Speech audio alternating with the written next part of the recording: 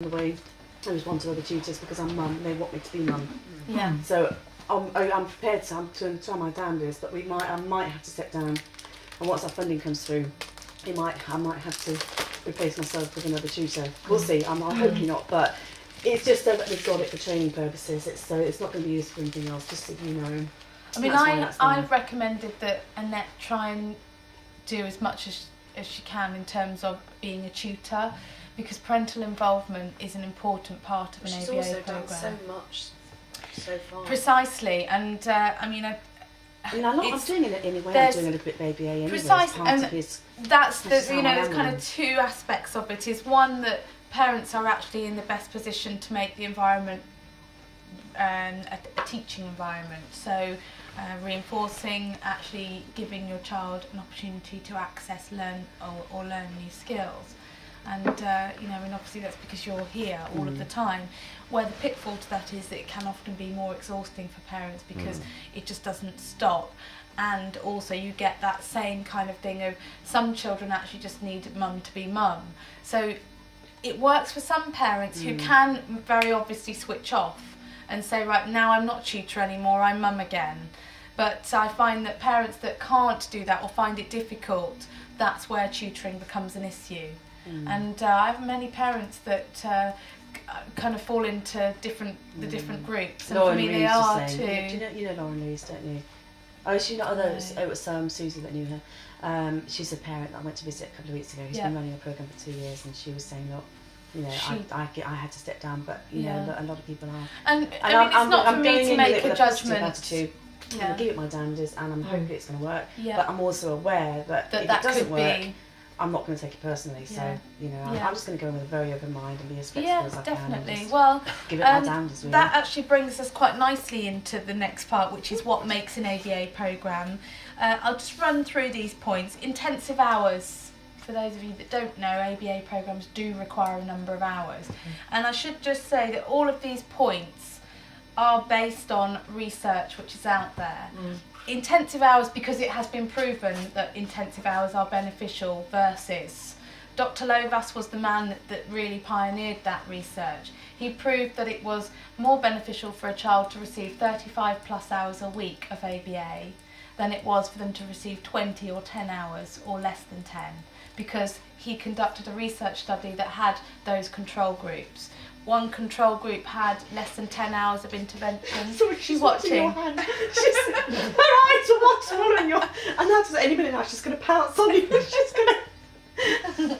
I'll stroke her instead then. Oh, sorry, it just looked so funny the way she was... Okay.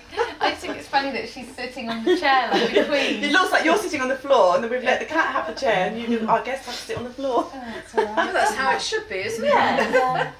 Oh, it just looks so funny the way she was scraping your hand. So the intensive hours is really an important part of the ABA, which is why there are a number of us here, because we obviously need to provide those hours. Okay. Early intervention. ABA is predominantly a preschool intervention.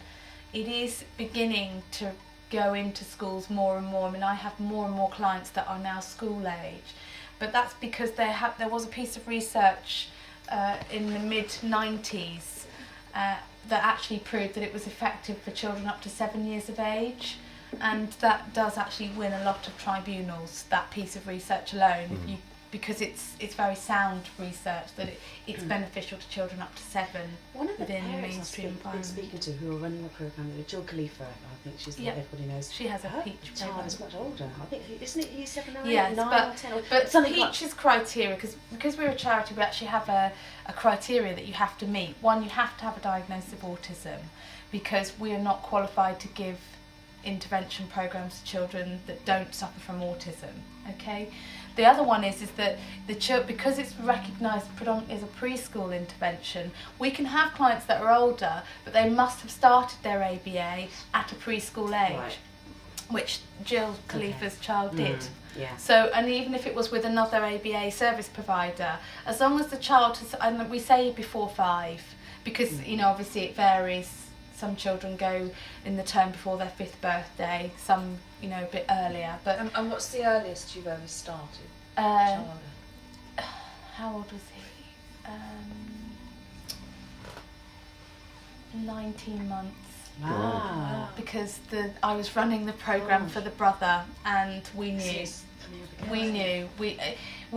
I was going in. I was working as a supervisor at the time, because Peach actually ran a research project, and the research project folded after I think 2 years. So I was actually made redundant, which was an awful experience, because ABA is a very difficult field to work within, because there are no recognised qualifications in this country, other than having a psychology degree, which I have, and going to America or somewhere to study, which I'm not interested in doing. But basically I was working as an independent supervisor and going in every week to work with their older son, and they just knew he wasn't developing, so we started a very informal programme. I was going to say, supposing that comes up, supposing let's just theoretically, you're running a programme for one child, and then one of the younger siblings starts to show developmental delays. Is that something, like you were saying, would you informally maybe let him take part in 1 or 2 sessions, or how would it work? I would run something separate, because again it goes with the essence of the individual attention. But it's something that I discussed with the parents, and they raised my attention to it. It wasn't that I'd said, oh, hang on a minute. It was that we looked and it was very appropriate for that family, and it worked for them. But because of the age of the child, we started on I think it was 2 hours a day. He would fall asleep after half an hour. We weren't saying no, we weren't using any really formal. It was engagement. It was just getting him to take part in activities for the first few months, because he was so young. It wasn't appropriate to be getting him to do 40 hours a week. Did it so help? He was doing 10 hours a week. Yeah. Really? Have there been trials or on the starting age, what difference it makes? They have. Any research projects, the children have to be younger than 3.5 before they start the programme, and that's a general assessment criteria for research in itself. It was certainly for Lovas's research, and Lovas has, I think, about 10 research sites over the world. I think there's one in Iceland, there's one in Australia, there is another one in this country now that started up as a result of the Peach one folding. They're all over the place. There's about 3 or 4 in the States, and their research criteria is that the child has to be younger than 3.5 before starting. And if they're older than that, then they don't meet the research criteria, because what you're looking at is at least a period of 2 years of ABA for it to be effective. And some children need it for longer, and some children need it for longer for different reasons. So a lesson, it could only be 10 hours a week after school. So it's very difficult to say, because they haven't got anything on if the child started before 2, because diagnosis is an issue. Yes. Yeah. Yeah. This family started an ABA programme informally because they couldn't start formally. Peach wouldn't take them because they couldn't get a diagnosis of autism. So what we did was I was working independently, so we actually worked with another consultant who came in and said, we'll do an informal programme. I was the supervisor. We saw them once every 3 months. The consultant came in. I went in every week and worked with the team and ran a meeting every week. So, and that's how it worked. But it was appropriate for that family. They knew enough about ABA to know that they could use the techniques effectively without causing harm to their child, whether he had a diagnosis or not. And this is how powerful it was. The difference was that this was a child that they knew at 19 months, or they even knew at 18 months, that there was something not right. They started a 10-hour-a-week ABA programme that was done by mum because he was just too young to have. And then they slowly faded in a tutor, and it took a couple of months to do that. And it was a tutor that was very familiar, that worked with their other son. So this child was used to seeing that person.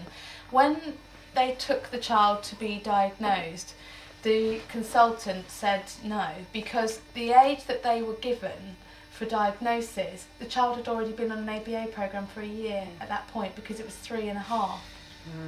So this child had been, it was 3, sorry, 2.5, 3. This child had already been on his ABA programme. So, what that was the difference, is that they know if they hadn't have done that, they hadn't have done some informal teaching with him to push his skills on, just to help him along. But he was different. He had a different set of symptoms to his brother. So, it's just, he was more spontaneous than his brother. He was less affected in many ways. But then I see it the other way as well. Is I have clients that they have one sibling and the other sibling is more affected. So you just can't tell. There are no rules to it. It's just how it goes. You would let me hear your voice. Yeah. Because that made me think of it with the brother, the Yeah. baby there. And they kicked in really early. As soon as they realised there was something wrong, they used the same tutors that they'd used for the daughter. That's right. And kicked in, and it did wonders. And again, I think the fact that they got in so early. Well, it does. It makes a hell of a difference, But it's about, you have to make those choices as and when it's appropriate. But anyway. So other things that make an ABA programme, as we said, early intervention, teaching early, getting in there quick, because the longer that these behaviours are allowed to manifest and carry on, the harder it is. It's the same old rule, isn't it? You can't teach new tricks to an old dog, basically. You just can't, because essentially the behaviours are well set in, they're learned, they're practised, all the rest of it. You need to get in there quick. And especially with the obsessional aspect. Precisely. Yes. And it's almost unfair to go into a situation where you are trying to change behaviours. And also with the children being younger, it's easier to use other interventions like physical interventions, such as physical redirection. Whereas the older children it's more difficult to do that, because physically you can't. Parental involvement. Parental involvement is here because it's actually proven, as part of Lovas's research, that the parental involvement contributed to the success of the programme. The programmes that they had, Lovas had 2 control groups as well as his actual research group. The control groups obviously monitored whether there was parental involvement or not, and it was actually specified on some of the groups that there was no parental involvement. And obviously it was a factor in the success, and primarily because it means that parents are aware of what's happening, are aware of the current targets, and are able to carry them out at other times. Yeah. So that does require one of you obviously to be at the meetings, and for one of you to be trying to deliver some of the hours. But what I find with parents who find it difficult to run their own sessions, I recommend that they do an overlap session every week, and they do that with one of the tutors, so that then they are ensuring that they are taking part and understanding the difficulties that their tutors are having. I often find that parents that aren't involved, and this is not a criticism, it's merely an observation, are less aware of what the difficulties are for the tutors in the sessions, and often have higher expectations, often going, tutor's not doing this, tutor's not doing that, and I think, can you do it? If you can't do it, then you're being unfair on your tutors, because you're not being fully aware of what the actual expectation is.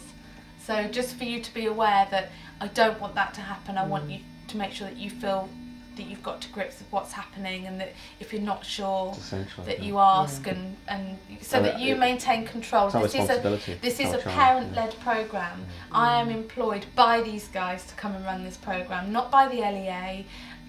These 2 people here are my boss. You tell me what I need to do. You tell me when you're not happy about something. We've already talked about this anyway, but it's important for you to know that it is a parent-led approach. Okay.